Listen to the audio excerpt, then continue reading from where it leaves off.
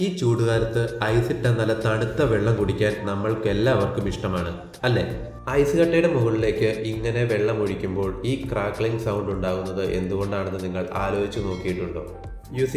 Ice ക്യൂബിന്റെ മുകളിലേക്ക് വെള്ളം ഒഴിക്കുമ്പോൾ ഐസ് ക്യൂബിന്റെ ഉപരിതലം ചൂടാവുകയും എന്നാൽ അതിന്റെ ഇന്നർ പാർട്ട് കോൾഡ് ആയിട്ടിരിക്കുകയും ചെയ്യുന്നു. ഇത് കാരണം ഐസ് ക്യൂബിൽ ഒരു സഡൻ എനർജി ലെവൽ മിസ്മാച്ച് നടക്കുന്നു. അതുകൊണ്ട് തന്നെ ഐസ് ക്യൂബിന്റെ ഇന്നർ പാർട്ട് ചുരുങ്ങാൻ ശ്രമിക്കുകയും ഔട്ടർ ലെയർ എക്സ്പാൻഡ് ചെയ്യാൻ ശ്രമിക്കുകയും ചെയ്യുന്നു. ഇതുകൊണ്ട് ഐസ് ക്യൂബ് ഫ്രാക്ചർ ആകുന്നു. ഇതുപോലെ ഒരുപാട് ഐസ് ക്യൂബുകൾ ഇങ്ങനെ ക്രാക്ക് ചെയ്യുമ്പോഴാണ് ആ ക്രാക്ലിംഗ് സൗണ്ട് നമ്മൾക്ക് കേൾക്കാൻ പറ്റുന്നത്.